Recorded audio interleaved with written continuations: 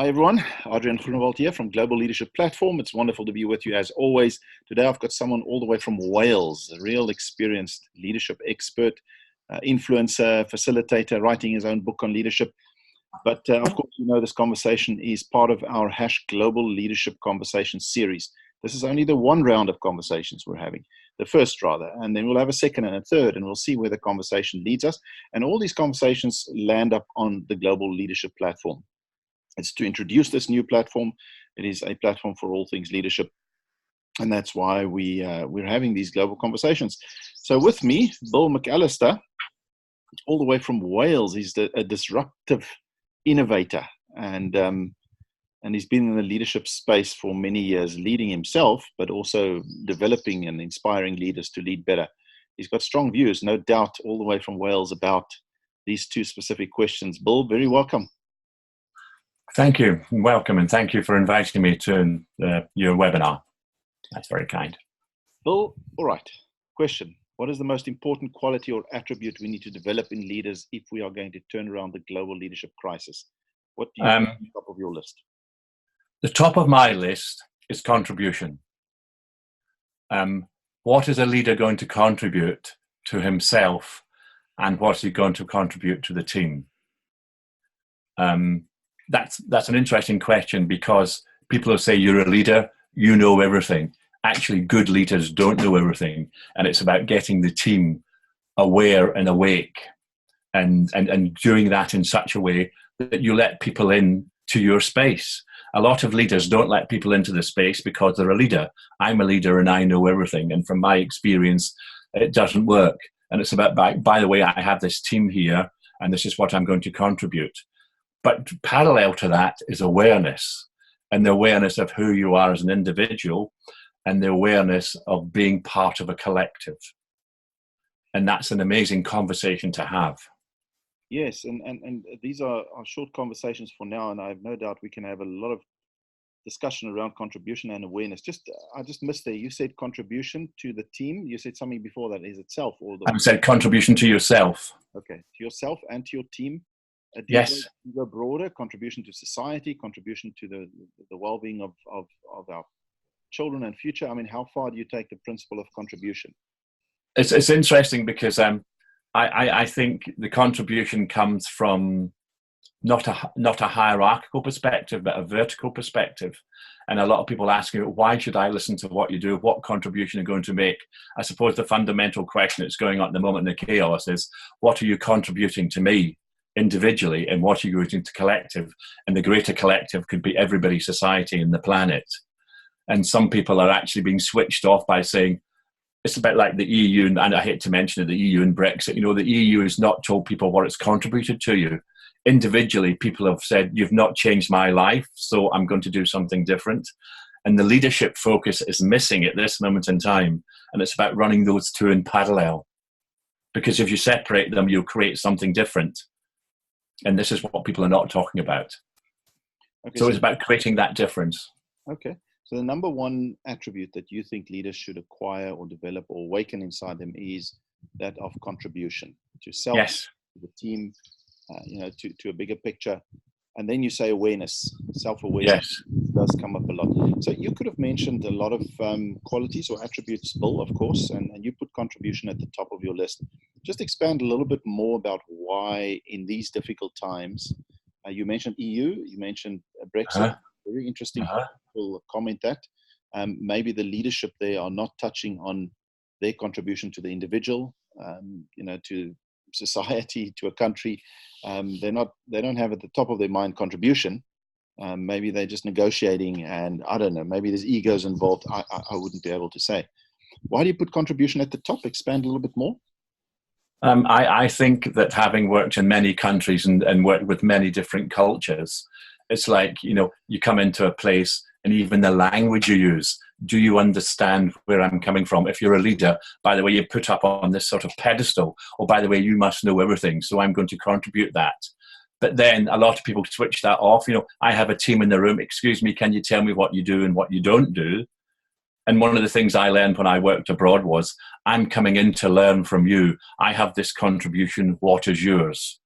And some people get switched off by asking them, no, what do you do? What do you not do? That's a fundamental thing in leadership. When people do, I've worked with CEOs that I can do everything. And I went, no, you can't. If you recognize that you're contributing in a way, but also you get other people to contribute to who you are, because it's about a learning experience. And it's about, where are we going on this great, great journey? And I think for me, that's what it's all about. And some people won't recognize that. So therefore, that's part of the self-awareness. Why are you asking me to do this? Because I think you can contribute in a different way. I've worked with people who I've said, can you tell me what you do? And they went, here's my job description. And I had to go and walk away and ask a different question. And then say, like, how can I contribute to your work and what can you do to me? And that opens up different possibilities. So for me, there's stuff out there we haven't even touched on yet. And it's like having an open mind as opposed to a closed mind and stretching that. That is powerful. So if I'm a leader who proposes that I know everything, then I'm not allowing space for other people to contribute even, because why are they there? Yes. I know everything. But if I'm a leader who says, this is my particular contribution, I'll lead the team. I've got some of this expertise. I can contribute in the following way. This is what I'll give of myself. It's not enough for us to achieve our goal. That's why I have my team members. So what are your contributions? Then it opens up a different conversation. Okay. Yes. So my second question is always then, that's fine. So if you're out there working with leaders, coaching them, training them, and you had to say to them, your most important attribute or quality you need to bring to the table is contribution. And they say, okay, fine, train me, help me to adopt that mindset, help me to become a contributor, or help me to see it that way. How do you train leaders to develop this number one attribute called being a contributor, if you can, in fact? Is it a mindset? That's a really interesting question. Can you train someone to do that? That's a really interesting question. So for me, in the work I'm doing, I use an analogy of a swimming pool. So a leader has been in the swimming pool, and you have different levels. So one of the questions I ask is, are you swimming, floating, drowning, or want to get out? A good leader has encompassed all of that and can come out of the pool and see where all that is going on. And for me, that's really what it's about. So when you're working with this team, from a contribution point of view, I think on what saving's the wrong word, I would use that the wrong word. But again, it's about being aware of all these people who are all around you and being aware of that's what's going on. Yes, you can go and do a 3-day leadership course, you can get a leader, and then you can put your certificate of leadership on the wall. But the point is, does the system you're working in allow you to do that? Okay. So by the way, I use the analogy of, I've gone on a leadership course, I've come back on the Monday morning and I look different because I have a leadership certificate, I've put a new coat on, I am now your leader, and people don't recognize me because I've changed individually, but I haven't necessarily changed collectively. So sometimes you have to take the coat off to be recognized. You're still that same person, but you've brought a different attribute and contribute to the table. And I think I think training is a really interesting word to use. How can I train to do this? I think really sometimes you have to be thrown in, excuse the swimming pool, at the deep end to understand actually what's going on, because you've been in the shallow end because it's safe, and now you're going into a deeper end. And I think for me, that realization is really important. I don't know if that answers the question, but I think for me, that I've given that example quite a few times and it works. To me, it's more mindset thing, is just realizing that as a leader, you've got to even use the word contribution a little bit more in your vocabulary. But if I'm more aware of me, of my strengths and my weaknesses and what I bring to the table, and then I change my mindset towards contribution, then I can start doing what I think you're proposing. The self-awareness component is very important for me to be able to talk about contribution, I guess. Absolutely. Thank you. Bill, thank you so much. Your voice is out there, and we look forward to getting it out there on our second and third conversations. Before we let you go, tell us something interesting about Wales, about why people should come and visit Wales when they're there. It's absolutely beautiful. I live in the middle of Wales. I live in the biggest county of Wales called Powys, 362 square miles. Beautiful countryside.